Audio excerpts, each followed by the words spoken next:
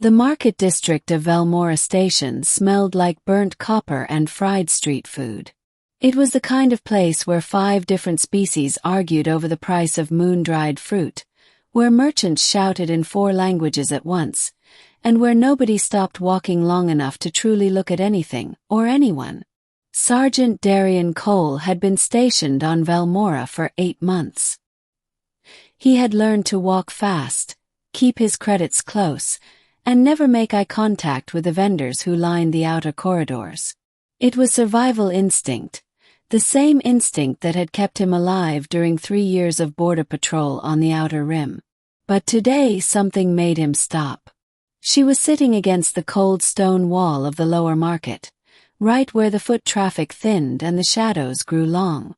Small, impossibly small, with bright green skin and ears that came to sharp, delicate points on either side of her blonde, tangled hair. She couldn't have been older than 6 or 7 by human estimation. Her dress was brown with age and torn at the hem. Her bare feet were dusty.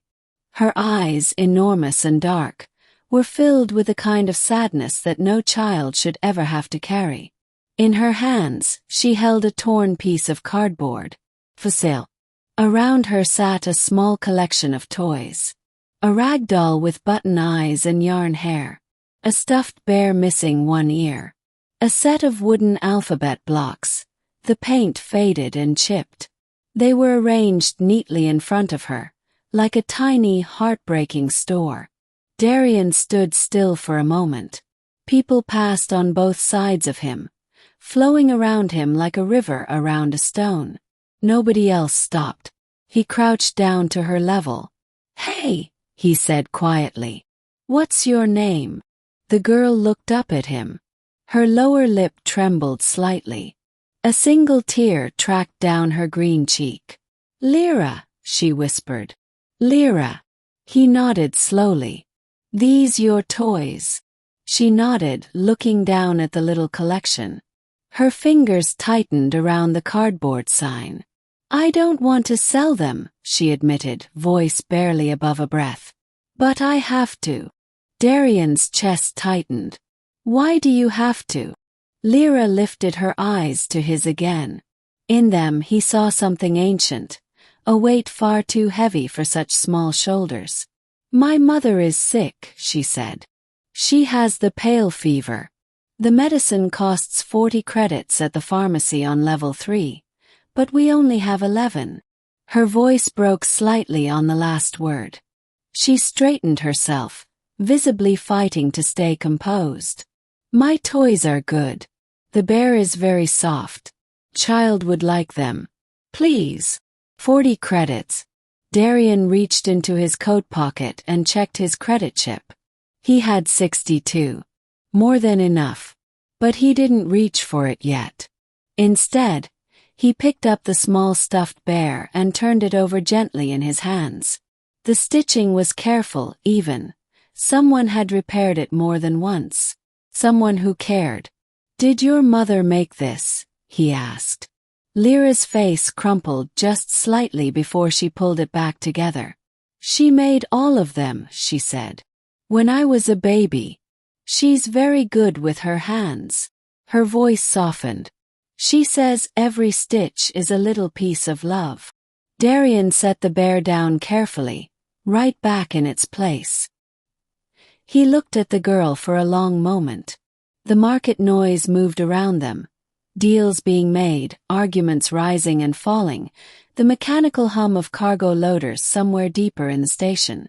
None of it touched this small circle of quiet. "Lira," he said, "I'm going to buy your toys." Her eyes went wide. Hope and relief and grief all moved across her face at the same moment. "But," he continued, reaching into his coat, "I'm going to need you to keep them safe for me." He held out his credit chip. 40 credits, transferred with a press of his thumb.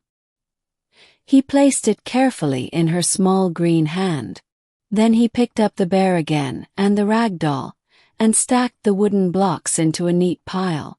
"I'll keep these right here," he said, setting them gently back against the wall beside her. Can you watch them until I come back for them? Lira stared at the credit chip in her palm. Then she stared at him. You paid for them. But you're leaving them. I trust you, Darian said simply. He stood up, tugging his coat straight. Go get your mother's medicine, Lira. Then come back and watch my things like you promised. Deal? For a moment the girl didn't move. Then she scrambled to her feet, the credit chip clutched tightly in both hands. She looked up at him, really looked at him, with those enormous dark eyes, and in them Darian saw something shift. The weight didn't disappear, but something else appeared beside it. Something lighter. Why are you being kind to me? She asked. It wasn't suspicion in her voice. It was genuine wonder. Darian thought about it honestly for a second. He thought about 8 months on this station, walking fast, keeping his credits close, never stopping. He thought about all the small circles of quiet he had walked right past without slowing down. Because somebody should, he said. Now go. Level 3 pharmacy. Don't run too fast. The lifts get crowded this time of day. Lira nodded quickly. Then, before he could step back, she reached up and grabbed 2 of his fingers in her tiny green hand and squeezed once, fast and fierce and sure. Then she ran. Darian watched her disappear into the crowd, her blonde hair bobbing until it vanished around a corner. He stood there alone for a moment beside a small collection of carefully made toys and a torn cardboard sign. He picked up the sign and flipped it over. Found a marker stub in his pocket, wrote 3 words on the blank side, and propped it back against the wall where anyone walking past could read it. Not for sale. He stepped back into the flow of the market, hands in his pockets, walking a little slower than before.